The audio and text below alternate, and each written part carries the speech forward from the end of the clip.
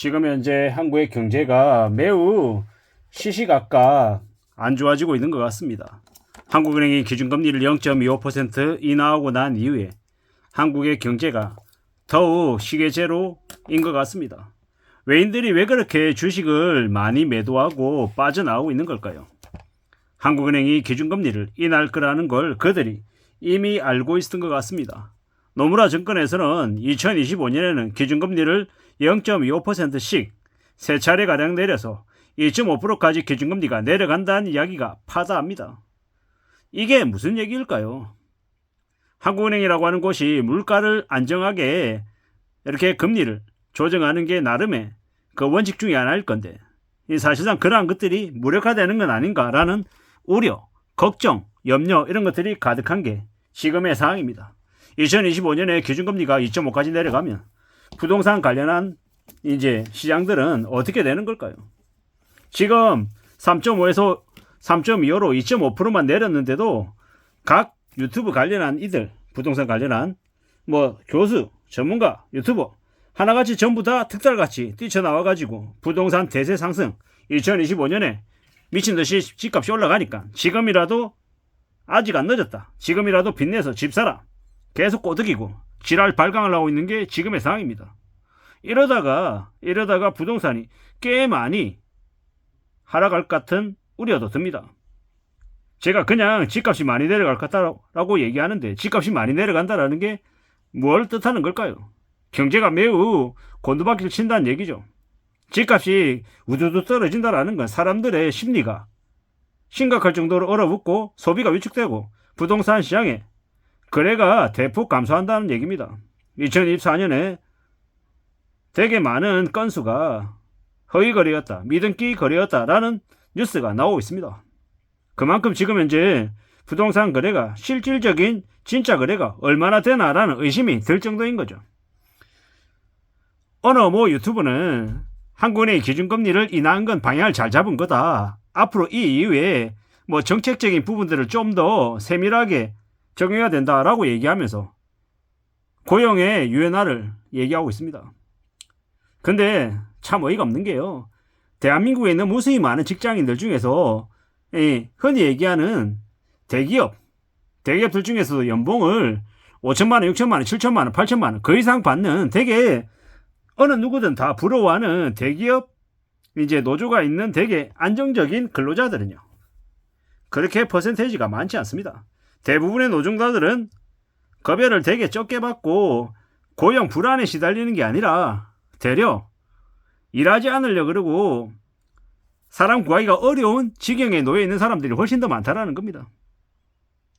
아이러니하게도 정말로 저임금에 정말로 힘들고 어려운 일은 누가 차지하고 있습니까? 외국인 노동자가 차지하고 있습니다. 외국인 노동자가. 뭘 얘기하고 싶냐면 우리가 흔히 얘기할 때 뭐 현대자동차 근로자 연봉 8천만 원, 1억 2천 받는 근로자들 노조가 있는 강성 노조가 있는 그런 근로자들이 전체 노동자인 것처럼 이제 포장해가지고 언론이 노조가 문제다, 고용에 뭐 유연하지 못하남, 뭐 해고가 되게 어렵다, 어쩌고 저쩌고 뭐 이런저런 여러 가지 얘기들을 많이 하는데 실제로 그건 대한민국 전체에 있는 근로자들 중에서 그렇게 많이 차지하지 않는다라고 생각합니다. 실제로 상당수를 차지하고 있는 한국에 있는 근로자들 연봉 3천만 원 이하에 월급으로 치면 세전 250만 원 이내인 사람들은 어떻습니까? 노조는커녕 있잖아요. 일자리에 대한 고용에 대한 보장도 쉽지 않습니다. 사장이 너 내일부터 나오지 마 이러면 그냥 끝인 거예요. 그런 직종이 뭐 철밥통이고 되게 탄탄해서 뭐 고용주를 향해 되게 뭐 적대시하고 데모 많이 해가지고 임금 올리고 이러지 못한다라는 겁니다. 제가 무슨 얘기를 하고 싶냐면 대기업의 되게 상위에 해당되는 노조가 자리를 세습하는 그런 극소수의 근로자들에게 포커싱이 돼가지고 뭐 고용주, 사용자가 되게 힘들고 어려운 처지에 놓여 있다 이렇게 얘기하는데 저는 좀 그런 생각에는 좀 동의하지 못하겠고요. 실제로 고소득, 전문직 근로자들 중에서도 되게 상위에 해당되는 그런 사람들 말고 다수를 차지하고 있는 대부분의 노동자들에게는 사실상 이미 고용의 유연성이 적용되고 있다고 저는 생각하고 있고요. 기업도 마찬가지입니다. 중소기업은 사람 못 구해서 난리고, 대기업 흔히 얘기하는 고액 연봉을 주는 그런 기업은 직원을 가려서 뽑는 이런 좀 양카되어 있는 게 많습니다.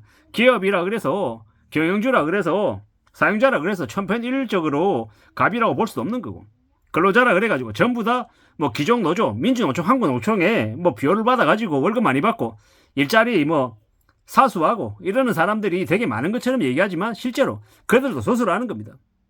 대기업 재벌 족벌가들이 소수이듯 기득권 근로자들도 소수이다. 그들을 모두인 것처럼 이렇게 얘기해서 이렇게 하는 건 좀 바람직하지 못한 것 같고요. 어떤 얘기를 하고 싶은 거냐면, 기준금리를 인하하고 2025년에도 금리를 우르르 내리면 그로 인한 충격은 누가 받는다? 대다수의 보통의 사람들이 다 받는다고 생각하는 겁니다. 금리를 그렇게 많이 내리면 한국에 이미 투자되어 있는 많은 외국 자금들이 해외로 유출되고 하면 한국 경제가 폭삭 주저앉는 건 순식간이라는 겁니다. 이런 되게 심각한 상황에 어떤 고민과 어떤 정책적 컨트롤 타워가 제대로 좀 작동할지 좀 의구심이 많이 든다라는 겁니다. 윤석열 정부 아래에 검찰진만 오래 했던 그들이 유연하게 대응할 수 있을까라고 생각해보면 좀 우려가 많이 되고 걱정이 많이 되죠. 지금 함정이 너무 많은 게 지금 전 세계 경제죠. 유럽도 지금 안 좋고, 중국도, 미국도, 유럽도 다 지금 시계제로인 상태인 건데, 한국은 이 힘들고 어려운 난국에 정치적 경제적 리더십이 좀 발휘가 되면 좋겠는데, 삼성전자의 이재용이나 지금 대통령하고 있는 윤석열이나 아니면은 경제수장이라고 하는 이복현이나 최상목이나 이창용 한국은행 총재나 그다지 한국 경제를 위해서 되게 심사숙고하고 국민들에게 양해 구할 건 양해 구하고 대기업 재벌가 족벌가들에게도 좀 바로 좀 행동해야 될 부분들을 좀 하고, 이렇게 해서 한국의 정치든 한국의 경제 전반적으로 좀 제대로 된 작동이 됐으면 좋겠는데 그러지 않을 것 같아서 좀 걱정이 많이 되죠. 너무 부동산에만 올인하는 같은 생각이 들어서 무슨 놈의 아파트만 뜯어먹고 살려고 하는 건지 좀 이해가 안 된다라는 거죠. 부동산이 내려갈 분위기라고 하면 연착륙 될 수 있게끔 좀 속도 조절해서 질서 있는 좀 조정이 될 수 있게끔 해야 되는데, 그런 거 없이 무조건 그냥 틀어막으려고 하고 무조건 떠받들려고만 하는 같은 생각이 자꾸 들어서 걱정이 많이 된다라는 겁니다. 저처럼 잘 모르는 놈이 봐도 우려스러운데 앞으로 한국 경제가 어떻게 될지 많은 염려나 많은 고민들이 되죠. 게다가 앞으로 되게 많은 기업들이 인력을 대거 내보내려고 하는데, 이런 험난한 상황에 우리가 어떻게 살아야 될지, 어떤 고민을 해야 될지, 어떻게 살아내야 될지 걱정이 많이 된다는 말씀을 드립니다. 지금 현재 한국은행이 기준금리를 0.25 인하한 게 이걸로 끝이 아니라 2025년에도 세 차례나 내린다고 하는데, 2025년부터 한국 경제가 얼마나 무너질까 걱정이 된다는 말씀을 드리면서 개개인들이 부득이하게 어쩔 수 없이 스스로 살 길을 헤쳐나가야 될 것 같습니다. 이상입니다.